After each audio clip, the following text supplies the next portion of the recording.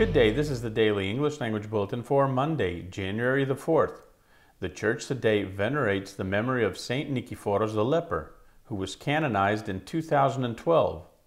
The Venerable Nikephoros was born Nikolaos Giannakakis in the Chania prefecture of western Crete in 1890. He exhibited the first symptoms of Hansen's disease in his early teens, and left the large island for Alexandria to avoid being sent to a lepers colony. He later sought shelter on the island of Chios, where as a young man he was admitted to a leper hospital in 1924, one near the Cathedral of St. Lazaros.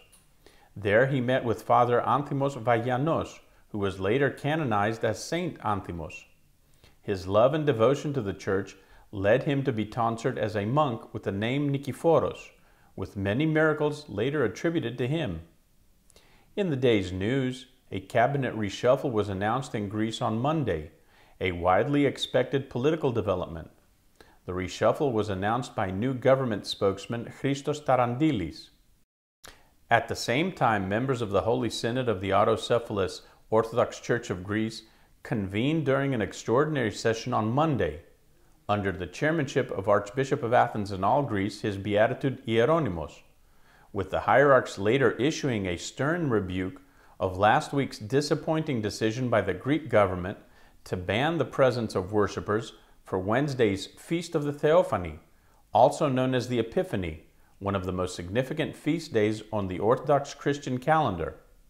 The stricter public assembly measures, announced last Friday and extending to January the 11th, are ostensibly part of efforts to prevent exposure to the COVID-19 virus. The announcement by the Holy Synod referred to abrupt decisions by the Greek government, adding that the Church of Greece does not consent to those edicts and insists on churches and chapels remaining open to worshippers for the Feast of the Theophany and for the annual sanctification of the water service. The Holy Synod announced that it will send a letter of protest to the Greek government, stressing that dialogue is the only means to resolve issues affecting church-state relations and relations with other religious denominations in the country. In a statement afterwards, the Metropolitan of Ilion, Acharnon, and Petroupoli, His Eminence Athinagoras, told reporters that, quote, "We will open the churches. The government can do as it wishes." Athinagoras, who is the press spokesman for the Holy Synod, said the government had not previously briefed the Church over its decision to keep worshippers away from the Epiphany services. Elsewhere in Southeast Europe, a trio of Serbian Orthodox hierarchs over the weekend toured the quake-ravaged Petrinja district in Croatia, which was hit by a devastating earthquake last week. The hierarchs offered their support and consolation to the quake victims, while also meeting with local Orthodox priests to coordinate the distribution of mobile homes to families left homeless, while witnessing in person the damages sustained by churches and parish buildings. On an auspicious note, the online radio platform Pemptousia this week will broadcast the Christmas Eve all-night vigil, as based on the Julian calendar, from the Catholicos, or main cathedral, of the Holy and Great Monastery of Vatopedi. The broadcast will begin on Wednesday, January the 6th, and continue into Thursday, January the 7th, commencing at 9 p.m. Athens time, or 1900 GMT. This year marks the dour 50th anniversary of the closure of the Halki School of Theology, engineered by Turkish authorities in 1971 as part of an intolerant law against private education. As a result, the Ecumenical Patriarchate of Constantinople's yearbook for 2021 is dedicated to the Silent Seminary, the most important such institution of the Venerable Church of Constantinople.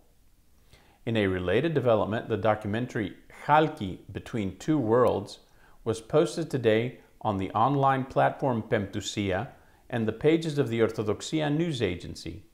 The documentary is a production of Pemptousia and Skeptic Production, and focuses directly on the Ecumenical Patriarchate Seminary, located on the eponymous and same-name Marmara Sea Isle, as well as on the multifaceted activities of the Brotherhood of the Holy Monastery of the Holy Trinity, which is also located on Chalki.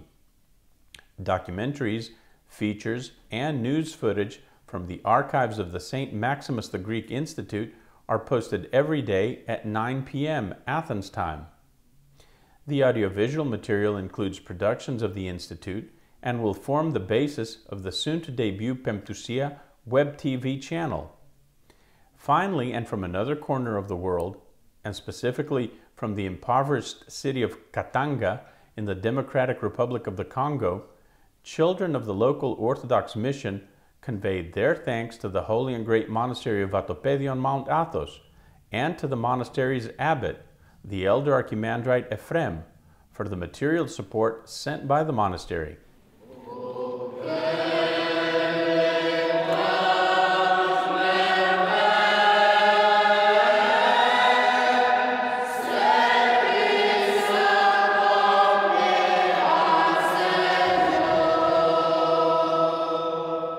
The children of the mission expressed their wish for a blessed year while dedicating songs and carols to the monastery and to the elder Ephrem. This was the daily English language bulletin by the Orthodoxia News Agency. Stay tuned to our web pages for news and information in Greek and another 8 languages.